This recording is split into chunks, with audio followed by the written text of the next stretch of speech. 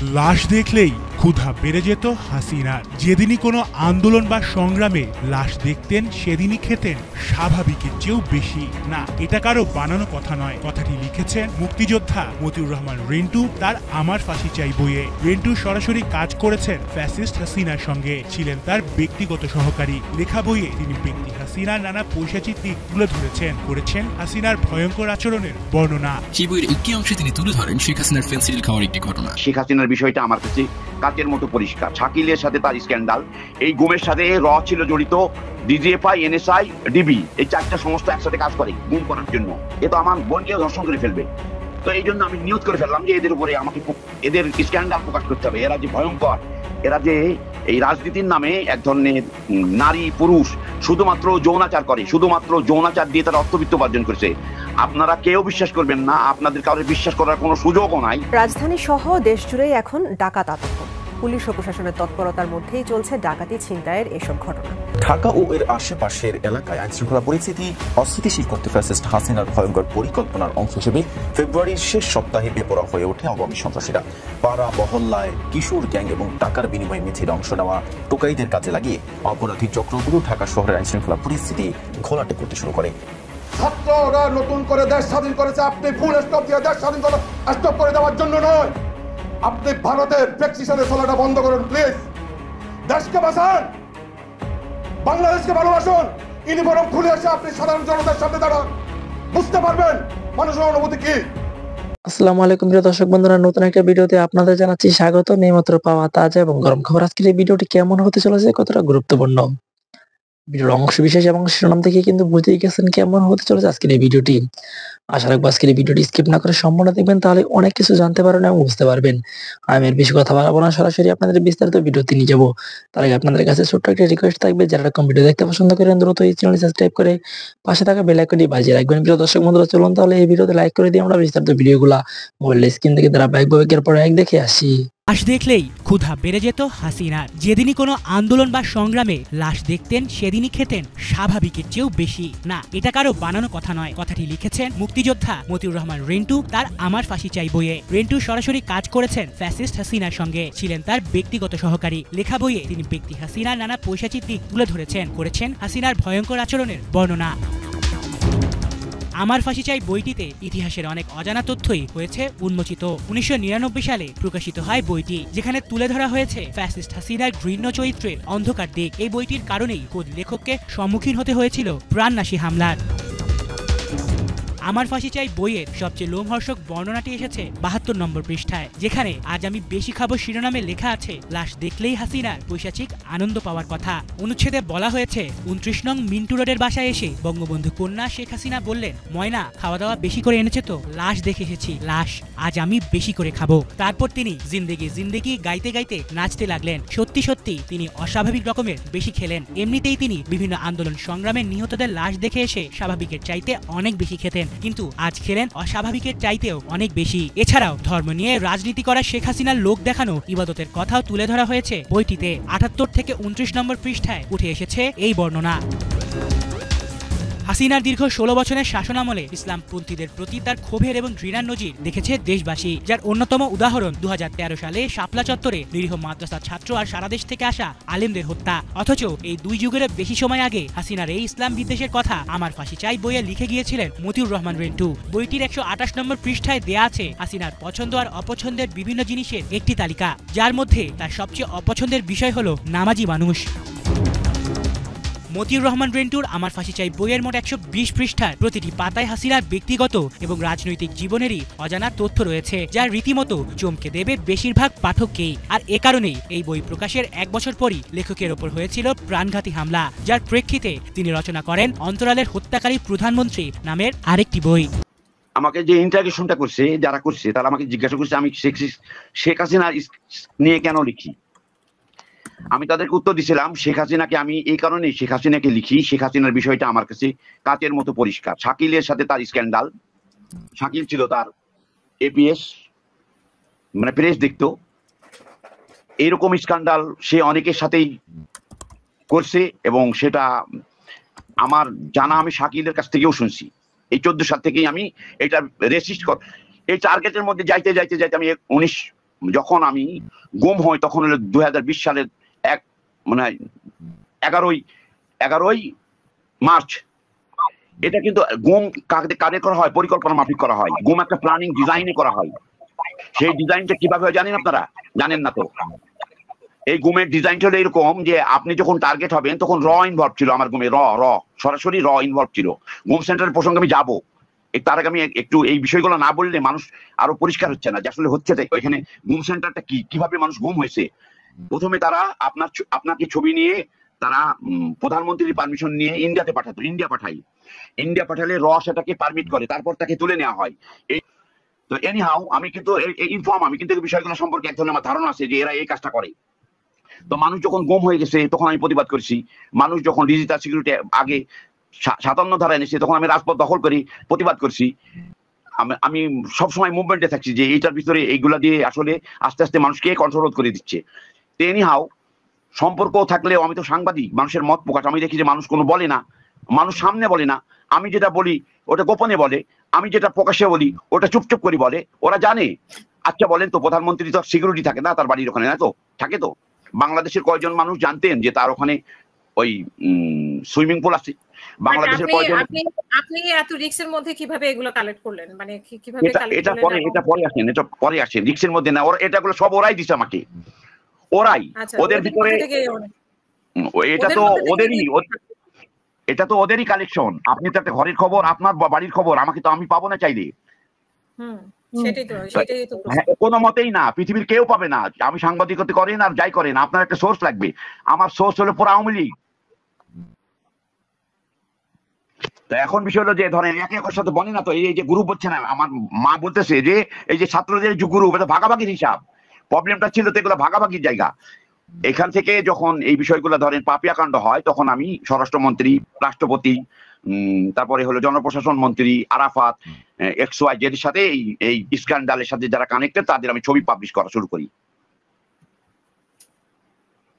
আমাকে তখন আওয়ামী লীগ অফিস থেকে সরাসরি বলা হয়, তুমি যদি বন্ধ না করো তাহলে তোমাকে আমরা যেটা করবো এটা তুমি কল্পনা করবা না। আমি বললাম আমি মরলেও করবো, বাঁচলেও করবো, এটা করাই লাগবে আমার, এটা আমার করাই লাগবে। তখন আমি ধরেন এই সব যখন প্রকাশ করে দিলাম তখন তারা আমাকে তুলে নেওয়ার সিদ্ধান্ত নেয়। ঢাকা ও এর আশেপাশের এলাকায় আইনশৃঙ্খলা পরিস্থিতি অস্থিতিশীল করতে ফ্যাসিস্ট হাসিনার ভয়ঙ্কর পরিকল্পনার অংশ হিসেবে ফেব্রুয়ারির শেষ সপ্তাহে বেপরোয়া হয়ে ওঠে আওয়ামী সন্ত্রাসীরা। পাড়া মহল্লায় কিশোর গ্যাং এবং টাকার বিনিময়ে মিছিলে অংশ নেওয়া টোকাইদের কাজে লাগিয়ে অপরাধী চক্রগুলো ঢাকা শহরের আইনশৃঙ্খলা পরিস্থিতি ঘোলাটে করতে শুরু করে। সন্ধ্যা থেকে ভোর পর্যন্ত দেশি বিদেশি অস্ত্র নিয়ে দস্যুতা, ডাকাতি ও ছিনতাইয়ের মতো অপরাধে লিপ্ত হয় এই গ্যাংগুলো। অপারেশন ডেভিল হান্ট চলাকালে মোহাম্মদপুর, মিরপুর, উত্তরা, রামপুরা সহ শহরের বিভিন্ন এলাকায় ধারাবাহিকভাবে ঘটে চলা অপরাধগুলি সেই পরিকল্পনার অংশ। এর মধ্যে গাজীপুর সিটি কর্পোরেশনের সাবেক মেয়র জাহাঙ্গীর আলমের একটি অডিও বার্তা ফাঁস হয়, যেখানে শেখ হাসিনার নির্দেশে রাতে ঢাকাকে অস্থিতিশীল করার পরিকল্পনা প্রকাশ পায়। জাহাঙ্গীর তার বার্তায় বলেন যে রাজধানীতে আমাদের লোকেরা দিন রাত শান্তিপূর্ণভাবে চলতে পারবে না, সেই রাজধানীর মানুষ রাতের ঘুমও পাবে না।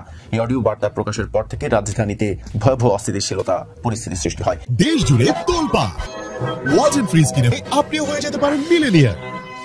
তবে সরকার দ্রুত পরিস্থিতি সামাল দিতে সক্রিয় হয়ে ওঠে। 24 ফেব্রুয়ারি মধ্যরাতে স্বরাষ্ট্র উপদেষ্টা লেফটেন্যান্ট জেনারেল জাহাঙ্গীর আলম চৌধুরী এক জরুরি ব্রিফিংয়ে জানান, শেখ হাসিনার নির্দেশেই আওয়ামী সন্ত্রাসীরা ব্যাপক অর্থ বিতরণ করছে। এর সময় তিনি বলেন, এই অস্থিতিশীল পরিস্থিতি কোনোভাবেই বরদাস্ত করা হবে না এবং পরদিনই আইনশৃঙ্খলা বাহিনীকে কম্বাইন্ড অপারেশন চালানোর নির্দেশ দেন। এরপর থেকে তিনি নিজেই বিভিন্ন থানা এবং চেকপোস্ট পরিদর্শন করতে শুরু করেন। এই কঠোর পদক্ষেপের ফলস্বরূপ অপরাধীরা আতঙ্কিত হয়ে পড়ে এবং জনসাধারণ ও অপরাধীদের বিরুদ্ধে প্রতিরোধ গড়ে তোলে। নানা এলাকায় ছিনতাইকারী ও ডাকাতদের ধাওয়া করে জনতা তাদের শাস্তি দেওয়ার চেষ্টা করে। এমনকি কয়েকটি স্থানে অপরাধীদের গণপ্রহারও করা হয়। বিগত কয়েকদিনে অপারেশন ডেভিল হান্টের পাশাপাশি কম্বাইন্ড অপারেশন চালানো হয়, যার ফলে রাজধানী ঢাকা সহ সারা দেশে ছিনতাইকারী, ডাকাত এবং অন্যান্য অপরাধী চক্রের 1031 জনের বেশি গ্রেফতার করা হয়েছে। এদিকে গাজীপুরের সাবেক মেয়র জাহাঙ্গীর আলমের অডিও বার্তায় আরও জানানো হয়, সারা দেশের রাজনৈতিক অস্থিরতা সৃষ্টি করতে কিছু নেতারা ফেসবুক, টেলিগ্রাম সহ বিভিন্ন সামাজিক যোগাযোগ মাধ্যমে বার্তা ছড়িয়ে দিয়েছেন। তবে সরকার এবং আইনশৃঙ্খলা বাহিনীর কঠোর অবস্থানের কারণে তাদের পরিকল্পনা এখন ভেস্তে গেছে। এরপরও সাইবার নিরাপত্তা সংক্রান্ত তৎপরতা অব্যাহত রেখেছে পুলিশ। সাইবার ওয়ার্ল্ডে নিয়মিত নজরদারি চালিয়ে আইনশৃঙ্খলা বাহিনী নিশ্চিত করছে কেউ যেন ভার্চুয়াল প্রচেষ্টার মাধ্যমে দেশের অস্থিতিশীল পরিস্থিতি সৃষ্টি করতে না পারে। ছাত্ররা নতুন করে দেশ স্বাধীন করেছে, আপনি ফুল স্টপ দিয়ে দেশ স্বাধীন স্টপ করে দেওয়ার জন্য নয়। আপনি ভারতের প্রেসক্রিপশনে চলাটা বন্ধ করুন প্লিজ। দেশকে বাঁচান, বাংলাদেশকে ভালোবাসুন। ইউনিফর্ম খুলে এসে আপনি সাধারণ জনতার সামনে দাঁড়ান, বুঝতে পারবেন মানুষের অনুভূতি কি। আপনি 18,519 জন নামক জেলবন্দি বিডিআরের সদস্যের কথা না ভেবে, 57 শহীদ পরিবারের কথা না ভেবে আপনি ভারতের প্রেসক্রিপশনে বলতেছেন ফুল স্টপ। সরি, আন্তরিকভাবে দুঃখিত, আপনার ফুল স্টপ আমরা মেনে নিতে পারলাম না। যতক্ষণ পর্যন্ত আমাদের দাবি আদায় না হবে ততক্ষণ পর্যন্ত আপনার ফুল স্টপ মানা সম্ভব হবে না। আগামী 15 তারিখ আমাদেরকে স্বরাষ্ট্র মহোদয়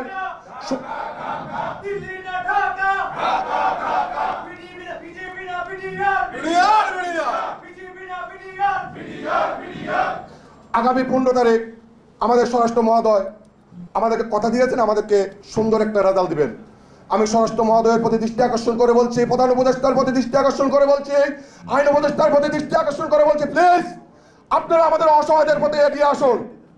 আমরা 15 তারিখ পর্যন্ত আপনাদের সুন্দর একটা সহযোগিতার জন্য অপেক্ষা করতেছি। আমরা আশা করি আপনারা আমাদেরকে সুন্দর একটা সহযোগিতা করবেন। আর যদি করা না হয়, আমি পূর্বেও বলেছি আপনার এমন কোনো বাহিনী নেই, এই 18,519 জনকে আপনি থামিয়ে রাখবেন। আমাদেরকে মাঠে নামানোর চেষ্টা করবেন না প্লিজ। আপনি আমাদেরকে চাকরিতে দিয়ে সকলকে পূর্ণ বহাল করে, পিলখানার ভিতরে বাইরে প্রত্যেকটা লোককে আপনি পূর্ণ বহাল করে এবং নিরপরাধ জেলবন্দীদেরকে মুক্তি দিয়ে আপনি আমাদেরকে দেন। ভারতকে যদি আমরা 3 ঘন্টার ভিতরে যদি উপযুক্ত প্রমাণ বা উপযুক্ত জবাব দিতে না পারি, আমরা পুনরায় স্বেচ্ছায় চাকরি থেকে আমরাই অবসর নিয়ে আসবো। আপনার 1 পয়সা বেতন ভাতা খাবো না।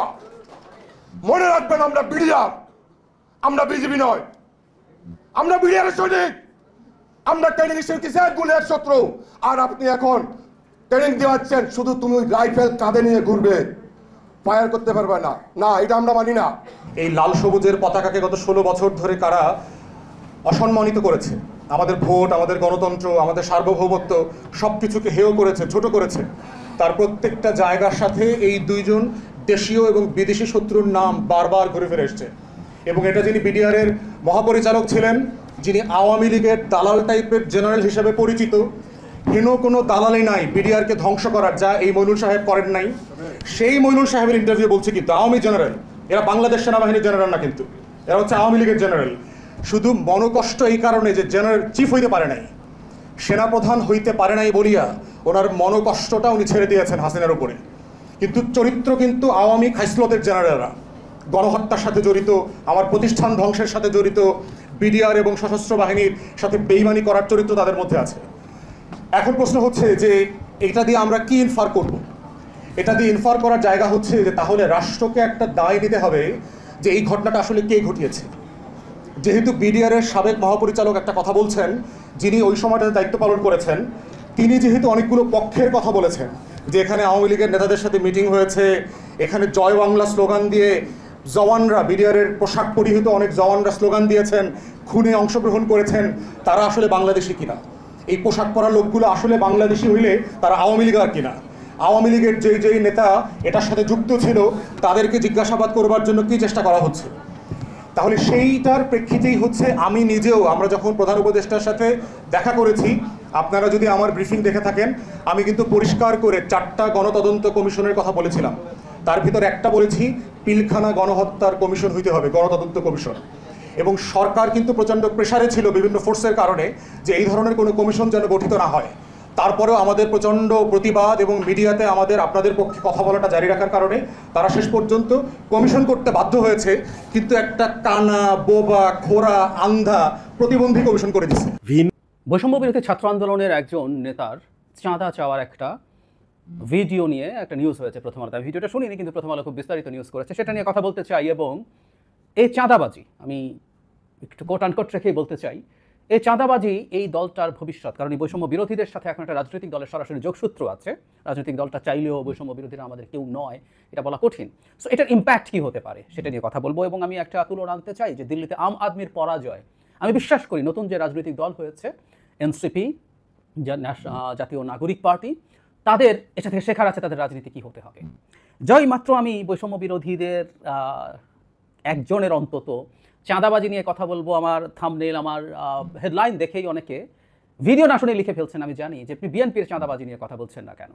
বিএনপিকে চাঁদাবাজি করছে না, উত্তর হচ্ছে বিএনপির বিভিন্ন লেভেলে চাঁদাবাজি দখলদারির ঘটনা আছে, কোনো সন্দেহ নেই, এটা নিয়ে বলার কিছু নাই। বিএনপি নিজে 2000-এর মতো মানুষ এরকম বিভিন্ন অভিযোগে বা 2000-এর বেশি হয়ে গেছে এখন বহিষ্কার করেছেন। সো এটা খুব প্রতিষ্ঠিত ব্যাপার, যেটা ইভেন তারা চেয়েছিল সরকার সেখানে ব্যবস্থা নিক। কিন্তু তারপরও বিএনপির এই সকল চাঁদাবাজি যেটা হচ্ছে আর এদের চাঁদাবাজির মধ্যে ডিফারেন্স আছে একটা মূলগত রাজনৈতিকভাবে। সুতরাং নতুন যে রাজনৈতিক দল হয়েছে তাদের আসলে এই ব্যাপারটাকে ডিল করতে হবে, না হয় তাদের রাজনীতি সাফল্য পাবে না।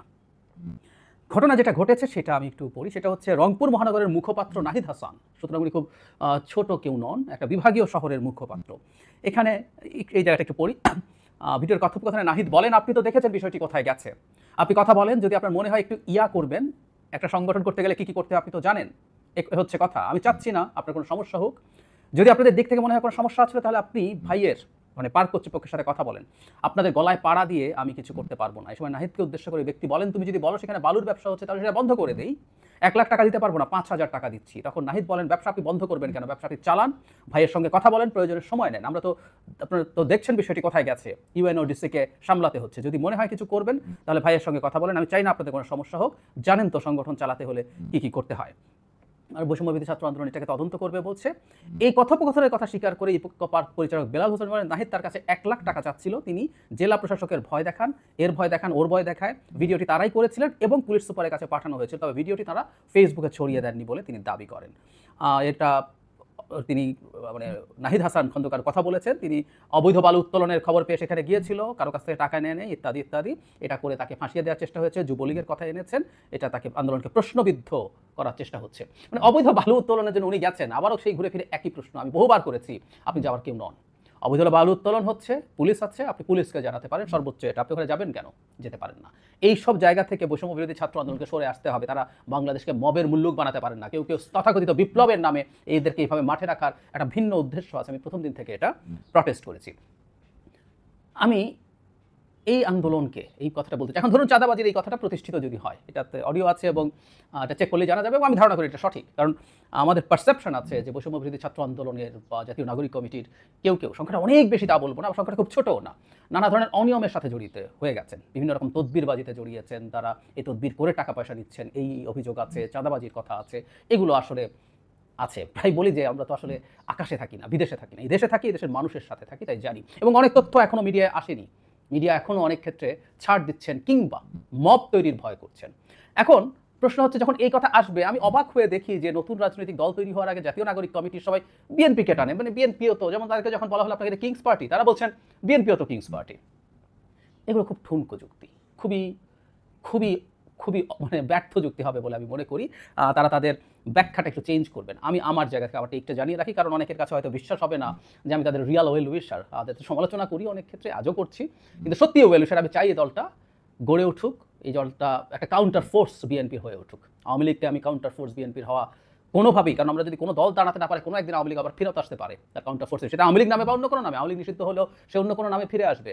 ইভেন আমি বাংলাদেশে কোনো ধর্মীয় আইডেন্টিটি পলিটিক্সের রাজনৈতিক দলও বিএনপির কাউন্টার ফোর্স হয়ে উঠুক আমি চাই না, আমি একদম সরাসরি বলে দিলাম। এটা নিয়ে আমার স্পষ্ট অবস্থান আছে, আমাকে গালিগালাজ করা আছে, আমাকে হামলা টামলা করা হবে মন্তব্যও পেয়েছি, কিন্তু আমি আমার অবস্থান কখনো লুকাইনি। সো আমি খুব চাই বৈষম্য বিরোধী ছাত্র আন্দোলন জাতীয় নাগরিক কমিটি থেকে এসে যারা জাতীয় নাগরিক পার্টি করলেন, এই দলটা বাংলাদেশের বিকল্প, বিএনপির বিকল্প দলটা হোক, এবং তারা এমন দল হিসাবে গড়ে উঠুক তারা জনগণকে সত্যিকার অর্থে স্বপ্ন দেখাতে পারবেন, এবং তাদের এই স্বপ্ন দেখানোটা এত এফেক্টিভ হবে যে বিএনপিকেও চাপে পড়ে অনেক কিছু করতে হবে।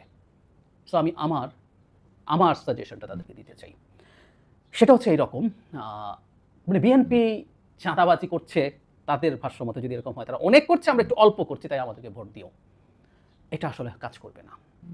এই রাজনৈতিক দলটা তৈরি হয়েছে কতগুলো স্লোগানকে সামনে এনে, তারাই বলছেন, এগুলো কেউ তাদের উপর ইম্পোজ করেননি, তারা প্রচলিত রাজনৈতিক ব্যবস্থাকে পছন্দ করেন না, ফ্যাসিবাদী ব্যবস্থা, দুর্নীতিপরায়ণ ব্যবস্থা, এবং তারা দাবি করছেন শুধু শেখ হাসিনাকে পতনের জন্য না, পুরো ব্যবস্থা পাল্টে ফেলার জন্যই এই গণঅভ্যুত্থান হয়েছে। আমি এটা আর্গু করি, কিন্তু আমি আজকে সেই আলোচনা সরিয়ে রাখি, আমি তাদের কথাই সঠিক বলে ধরে নিচ্ছি। তাই যদি হয়ে থাকে, তাদের আসলে এটা পরিবর্তনের জন্য তাদেরকে তাদের মতো করে তৈরি করতে হবে। আদারওয়াইজ বিএনপি কি করছে, আওয়ামী লীগ কি করেছে, ওটা দিয়ে তারা আসলে রাজনীতির মাঠে টিকে থাকতে পারবেন না। আপনি মানুষকে যা বলছেন, যে স্বপ্ন দেখাচ্ছেন, সেটার ভিত্তিতেই মানুষ আসলে আপনাকে বিবেচনা করে, আপনাকে ওর সাথে তুলনা করতে যাবে না। বিএনপি কি এদেশের রাজনৈতিক ব্যবস্থা পুরো পাল্টে ফেলার কথা একবারও বলেছে? খেয়াল করবেন, গণঅভ্যুত্থানের পরও বিএনপি পুরনো ব্যবস্থাটা রেখেই তার সংস্কার করে ঠিকঠাক করার কথা হচ্ছে। খুব আমূল কোনো পরিবর্তনের কথা বিএনপি মানুষকে কমিটমেন্ট কিন্তু দিচ্ছে না।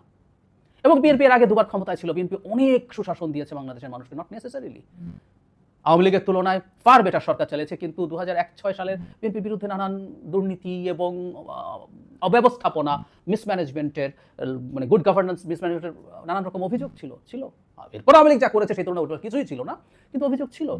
সুতরাং বিএনপি বা আওয়ামী লীগের মতো দল কি করবে মানুষের এক ধরনের ধারণা আছে। আমরা যেটা বিশ্বাস করি সেটা হচ্ছে একটা গণতান্ত্রিক ব্যবস্থা, একটা নির্বাচন যদি সুষ্ঠুভাবে একটার পর একটা হতে থাকে তাহলে এই অবস্থা মানে পরিবর্তিত হয়, অবস্থা পাল্টে যেতে বাধ্য, এটা আমরা বিশ্বাস করি, এভাবেই বলি।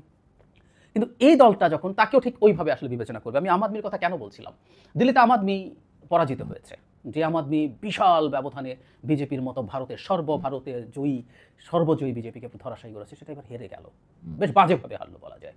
কেন? নানা রকম অ্যানালিসিস আছে। প্রধান কারণ আমার কাছে যেটা মনে হয় সেটা হচ্ছে, এবং অনেকেই ভারতের অনেক বিশ্লেষকও সেটাই বলছেন, যে আম আদমি যে প্রতিশ্রুতি দিয়েছিল সেই প্রতিশ্রুতিতে সমস্যা হয়েছে। আম আদমির খুব গুরুত্বপূর্ণ প্রতিশ্রুতি ছিল দুর্নীতিমুক্ত সুশাসন ভিত্তিক একটা সরকার তৈরি করা। মানে উনি আইডেন্টিটি পলিটিক্স, আমি কেজরিওয়ালের রাজনীতিকে খুব স্ট্রংলি একটা সময় সাপোর্ট করেছি একটা জায়গায়, সেটা হচ্ছে ভারতে যখন আইডেন্টিটি পলিটিক্সের জয়কার, তখনও আম আদমি, কেজরিওয়াল আইডেন্টিটি পলিটিক্সের জোয়ারে ভেসে যাননি। তিনি ওয়েলফেয়ারের কথা বলেছেন, মানুষের সার্ভিস দেওয়ার কথা বলেছেন, এবং সেটা দিয়ে জিতেছেন। খুবই চমৎকার ব্যাপার ছিল। কিন্তু যখনই সেই জায়গাটায় সমস্যা হলো, মানুষ কিন্তু ধাক্কা খেয়েছেন। আমরা নিশ্চয়ই জানি যে এই ভদ্রলোকের উত্থান হয়েছিল, উনি এর আগেও পরিচিত মানুষ ছিলেন, উনি সরকারি চাকরি করতেন ছেড়ে দিয়ে তিনি একটা এনজিও তৈরি করেছিলেন, বস্তিবাসীদের জন্য তার গুরুত্বপূর্ণ অবদান আছে, মানুষ চিনত, কিন্তু তাকে অনেক বেশি পরিচিত করে তোলে আন্না হাজারের যে দুর্নীতি বিরোধী মুভমেন্ট, সেখানে থাকা। সো উনি দুর্নীতির বিরুদ্ধে আজান দিয়ে নেমেছিলেন, ঝাড়ু প্রতীক করেছেন, ছেটিয়ে সব ময়লা দূর করবেন। কিন্তু গতবার এসে দেখা গেল যে তিনি এবং তার দলের বেশ কয়েকজন আবগারি যে শুল্ক সেটার নিয়ম নিয়ে দুর্নীতির অভিযোগে অভিযুক্ত হয়েছিলেন, এবং তারা গ্রেফতারও হয়েছিলেন, এবং সেই অভিযোগটাকে নিপীড়ন হিসেবে না, মানুষের কাছে এটা ক্রেডিবল মনে হয়েছিল। নট অনলি দ্যাট, বিভিন্ন জায়গায় দুর্নীতির নানান রকম অভিযোগ, তার অনেকগুলো সোশ্যাল সার্ভিস ভিত্তিক কাজ আছে, যেমন উনি বিভিন্ন পাড়ায় রীতিমতো ক্লিনিক নিয়ে গেছেন, সেগুলোতেও দুর্নীতির অভিযোগ শুরু হয়েছে। সো ওনার দুর্নীতি, উনি আর ওই জায়গায় নেই, সেইখান থেকে উনি সরে এসেছেন, এই পারসেপশন তৈরি হয়েছে। শুধু তাই না, তিনি একটা বিলাসিতা করেছিলেন, তিনি দিল্লির মুখ্যমন্ত্রীর যে বাসভবন সেটা বহু টাকায় রেনোভেট করেছেন, ইটালিয়ান মার্বেল দিয়ে পুরো ফ্লোর নতুন করে গেছেন, ওরা নাকি ইলেকট্রনিকলি কন্ট্রোলড কার্টেন লাগিয়েছেন, সেটা কথা না। জরুরি কথা হচ্ছে এগুলো করা হয়েছিল 2020 সালে কোভিডের সময়, যখন সারা ভারত সংকটে আছে, আর্থিক অবস্থার মধ্যে খারাপ অবস্থার মধ্যে দিয়ে যাচ্ছে, তখন তিনি রেনোভেট করছেন এবং উনি বিলাসী জীবনযাপন বেছে নিচ্ছেন। সেটা ইভেন পরে হলেও আম আদমির এবং বিশেষ করে জনাব কেজরিওয়ালের যে পারসেপশন, সেটাই আসলে আঘাত করেছে। তো দুর্নীতিকে দূর করা, সুশাসন নিশ্চিত করা যার প্রধান দায়িত্ব বলে উনি নিয়েছেন, এর আগে সরকারটা কিন্তু এরকম ছিল না, ফলে পরের বার উনি নির্বাচিত হয়েছেন, কিন্তু এবার যেহেতু এই অভিযোগ এসেছে উনি সরে গেছেন। কেউ বলবেন দিল্লিতে এখনো যতটুকু দুর্নীতি আছে ভারতের অন্যান্য রাজ্যে কি এর চেয়ে বেশি দুর্নীতি করে কেউ যেতে নাই, বেশি অভিযোগ নিয়ে যেতে নাই? উত্তর হচ্ছে জিতেছে। আমি আরেকটা উদাহরণ দিই, দ্যাটস ইন্টারেস্টিং। সারদা কেলেঙ্কারি হলো, বিলিয়ন রুপি সাধারণ মানুষ থেকে নিয়ে যাওয়া হলো, তখন কিন্তু এই আলোচনা হয়েছিল পরে পশ্চিমবঙ্গে যে বিধানসভা নির্বাচন হবে তাতে মমতা হারবেন, কিন্তু না, মমতা জিতলেন, তার সিট বাড়লো, তার ভোটের পার্সেন্টেজ বাড়লো। অ্যানালাইসিস হলো, কি হলো তাহলে, আসলে প্রভাব তো পড়লো না। উত্তর দেখা গেলো এরকম যে মমতার মতো সরকারের কাছ থেকে, মমতার মতো তাদের যে রাজনৈতিক দল তৃণমূল কংগ্রেস, তার মতো রাজনৈতিক দলের কাছ থেকে মানুষ আসলে খুব বেশি দুর্নীতিমুক্ত থাকবেন এটা আশা করেন না। তারা ধরে নেন যে তারা এরকম করবে, কিন্তু তারা দেখতে চান ওই সরকারটা সাধারণ মানুষের জন্য কি করেছে। তখন দেখা গেল যে ওই সরকারটা সাধারণ মানুষের জন্য অনেক ভালো কিছু স্টেপস নিয়েছিল, মানুষ সেটাকেই দেখেছে। তার মানেটা হচ্ছে তৃণমূল কংগ্রেসের কাছে মানুষ দুর্নীতিমুক্ত বা খুব কম দুর্নীতি থাকবে এরকম একটা সরকার এক্সপেক্টই করে না, ফলে তাকে আবার ভোট দিতে সে দ্বিধা করছে না। কিন্তু আম আদমি যে ইমেজটা নিজে তৈরি করেছে, আই রিপিট, ওটা নিজে তৈরি করেছে। আম আদমির এই ইমেজটা মানুষ তৈরি করে না, নিজে বলেছে আমি দুর্নীতি ছেটিয়ে বিদায় করবো, আমি সুশাসন নিশ্চিত করবো, আমি তোমাকে সার্ভিস দেবো, দিয়েছিল, আম আদমি দিয়েছিল। তারা দিল্লিতে সফল হয়ে সেই সার্ভিস তারা শোকেস করে পাঞ্জাবেও সরকার গঠন করেছে, কিন্তু সেই জায়গায় যখন ভিন্নতা দেখা গেল তখন মানুষ অসন্তুষ্ট হয়ে গেল। হয়তো বিজেপির যে সরকার এবার এসছে সেটা তার চেয়ে বেশি দুর্নীতি করবে, কিন্তু মানুষ হয়তো অতটা ক্ষুব্ধ হবে না, কারণ মানুষের প্রত্যাশার সাথে মানুষ মেলায়। এটা বোঝাতে চাইলাম যে দলটা নতুন তৈরি হচ্ছে, বৈষম্য বিরোধী ছাত্র আন্দোলন যে নাম দিয়ে আন্দোলন করেছে এবং যা করতে চেয়েছে বলে তারা দাবি করে, তারা এই দাবি পরে করছে, আমি সে তর্কে ঢুকছি না। বৈষম্য বিরোধী ছাত্র আন্দোলন জাস্ট চাকরি, শেখ হাসিনা সরকারের অধীনে সরকারি চাকরি করতে চেয়েছিল কোটামুক্তভাবে, সেই আলোচনা এখন ঢুকছি না, কিন্তু আমার মন্তব্য তাই। কিন্তু তারা তো এই পারসেপশন তৈরি করতে চাইছে, ও খারাপ, ও খারাপ, ও খারাপ, ও খারাপ। বিএনপির চাঁদাবাজির কথা তারা বড় গলায় বিভিন্ন জায়গায় বলে বেরিয়েছে না, সুতরাং তাদের প্রতি যে পারসেপশন মানুষের ক্ষেত্রে তারা তৈরি করেছেন এটা ভালো, আমি খারাপ বলছি না, কিন্তু এটার সাথেই না আসলে তাদেরকে সতর্ক থাকতে হবে। সুতরাং আমি 5টা চাঁদাবাজি করেছে, বিএনপি 50টা করেছে, তাই আমি ভালো, এই রাজনীতি এই দলটা করতে পারে না। আসলে এই জায়গায় তাদেরকে সতর্ক থাকতে হবে। তারা যা ইমেজ তৈরি করতে চাচ্ছেন তার সাথে আসলে তাদেরকে তাদের আচরণ ম্যাচ করতে হবে, একদম নিশ্চিতভাবে, আদারওয়াইজ এই দলটা আটারলি ফেল করবে। তারা যেরকম ওয়েলফেয়ারের কথা বলছেন, যেভাবে দেশ গড়তে চাইছেন, সেটার সাথে যদি তারা ম্যাচ করে চলতে পারেন, এটা দুর্দান্ত হবে, এটা দুর্দান্ত হবে, তাদের জন্য ভালো হবে, তার এই চাপটা তৈরি হবে বিএনপির ওপরে এবং অন্যান্য দলের ওপরে, এভাবেই একটা রাষ্ট্র এগিয়ে যায়। প্রিয় দেশবাসী, শুরু থেকে শেষ পর্যন্ত যারা এই ভিডিওটি দেখেছেন সকলকে জানাই অসংখ্য অসংখ্য ধন্যবাদ। যারা এরকম নিউজ ভিডিও পেতে পছন্দ করেন তারা অবশ্যই এই চ্যানেলটি সাবস্ক্রাইব করে পাশে থাকা বেল আইকনটি বাজিয়ে দিবেন। যারা এখন এই ভিডিওটি শেয়ার করেননি, এই ভিডিওটি দ্রুত শেয়ার করে সকলকে দেখার সুযোগ করে দিন। আজকের মতন এই পর্যন্ত, দেখা হচ্ছে পরবর্তী কোনো ভিডিও নিয়ে ইনশাল্লাহ।